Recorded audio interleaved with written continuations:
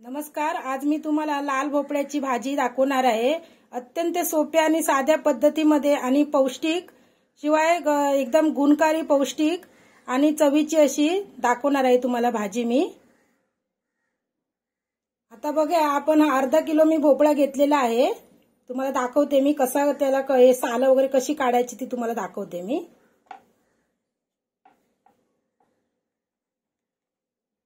पहिला आपण असं कट करून घ्यायचा। तुम्ही चाकूने कट करू शकता किंवा तुम्ही विळीने पण कट करू शकता।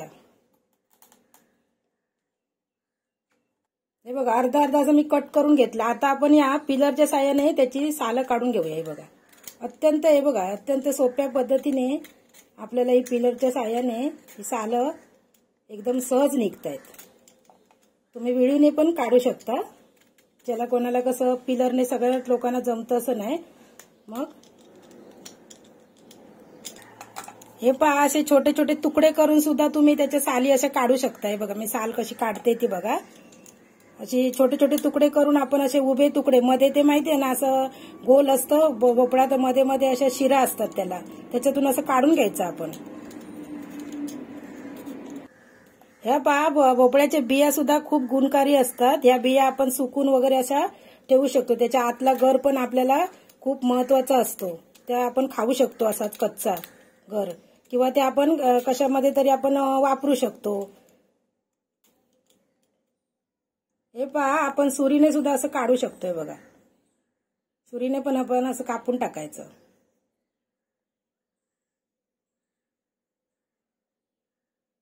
हे बघा, हे असं सुरीने पण आपण कापू शकतो। सुरीने सुद्धा सहज निघतं असं। हे बघा, विळीने, सुरीने, आपण पिलरने काढू शकतो। आपण पाठीमागचा भाग असा कापून टाकायचा। तसंच आपण हे बघा, हे पण असं कट करून घ्यायचं। जो मधला हे असतो ना गर त्याचा, हे बघा, हे पण असं सुरीने असं कापून टाकायचं। हे असं कापून टाकायचं आणि मग स्वच्छ धुवून घ्यायचा भोपळा। आता मी बघा, हा भोपळा स्वच्छ धुवून घेतलेला आहे। आता आपण कट करून घेऊया। जेवढे तुम्हाला त्याच्या फोडी करायच्या तशा कट करून घ्यायच्या। मीडियम करायच्या असतील, छोट्या करायच्या असतील, मोठ्या करायच्या असतील, तसं कट करून घ्यायचं। हे पहा, आपण भोपळा कट करून घेतलेला आहे अशा पद्धतीने। आता आपण पुढचं साहित्य बघूया। भोपळ्याच्या भाजीसाठी काय काय साहित्य लागते ते आपण बघूया। इथे मी मोहरी घेतली 1 चमचा, अर्धा चमचा जिरं घेतलंय, हळद घेतलीये मी पाव चमचा, चवीनुसार मीठ घेतलंय। इथे मी मिरच्या घेतल्यात हिरव्या, त्या तुम्हाला तिखट वगैरे, कारण भोपळ्याची भाजी ही थोडीशी गोडसर असते, त्यामुळे जरा मिरची जरा तिखट झालं तरी चालू शकतं। म्हणजे एक मिरची जरी आपली जास्त झाली तरी चालू शकते। मीडियम आपण इथे कांदा घेतलाय कट करून, हे बघा। आणि मी इथे लसूण घेतली आहे। इथे लसूण मी जराशी 4 पाकळ्या घेतलेल्या आहेत मी अशा, आणि कढीपत्ता घेतलाय फोडणीसाठी, आणि इथे हिंग घेतलाय। हिंग तुम्हाला दाखवणार आहे मी, अर्धा चमचा घेणार हिंग।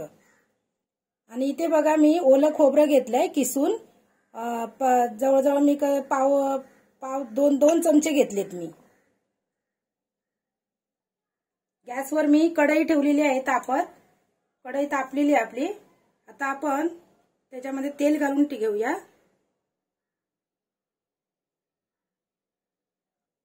एक पळी मी तेल घातलेलं आहे। सर्वात प्रथम आपण इथे मोहरी घालून घेऊया। गॅस थोडासा स्लो करूया। आता आपण जिरं घालून घेऊया।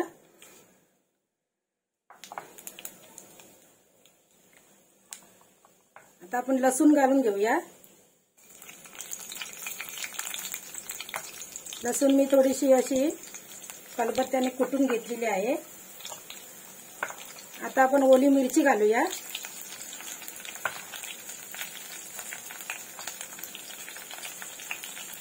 कांदा घालूया।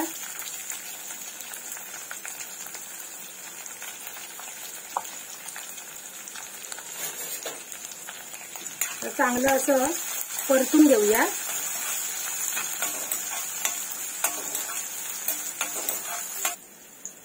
आता आपण पाव चमचा हिंग घालूया।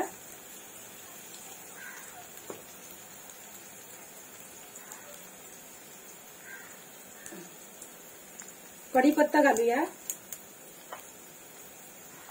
चांगलं मिक्स करून घेऊया आपण.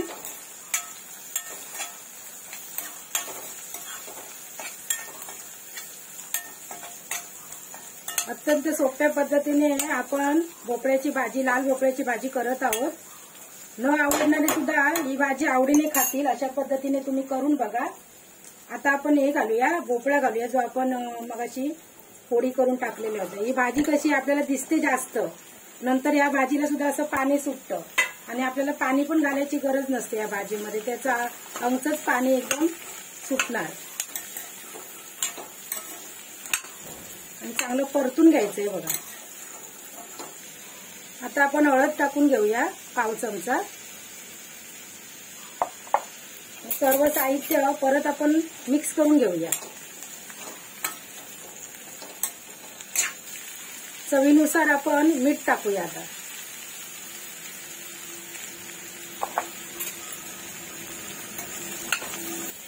मीठ घातल्यानंतर आपण अशी चांगली परत अशी परतून घ्यायची व्यवस्थित. अशी अत्यंत पौष्टिक आणि रुचकर अशी आपली भाजी तयार होणार आहे. आता आपण लो टू मीडियम गॅसवरती झाकण मारून अशी ठेवून द्यायची 5 ते 7 मिनिटं.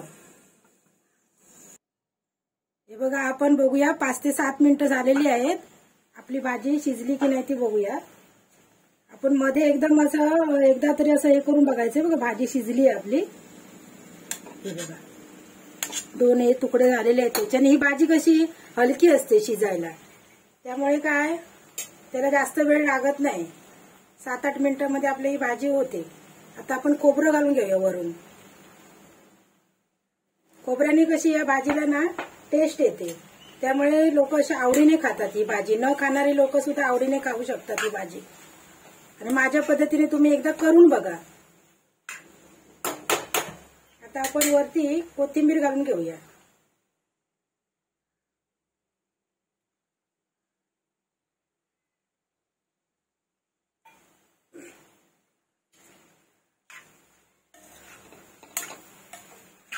आता आपण गॅस बंद करूया. भाजी खाण्यासाठी रेडी आहे. ही तुम्ही भाजी चपाती सोबत, भाकरी सोबत खाऊ शकता. खूप छान लागते ही भाजी. माझ्या पद्धतीने तुम्ही करून बघा. ही बघा, लाल भोपळ्याची भाजी तयार झालेली आहे. माझा जर तुम्हाला व्हिडिओ आवडला असेल तर जास्तीत जास्त व्हिडिओ शेअर करा. व्हिडिओ आवडला असेल तर लाईक करा आणि सबस्क्राईब मला अजूनपर्यंत केलं नसेल तर सबस्क्राईब करा. व्हिडिओ पाहिल्याबद्दल धन्यवाद.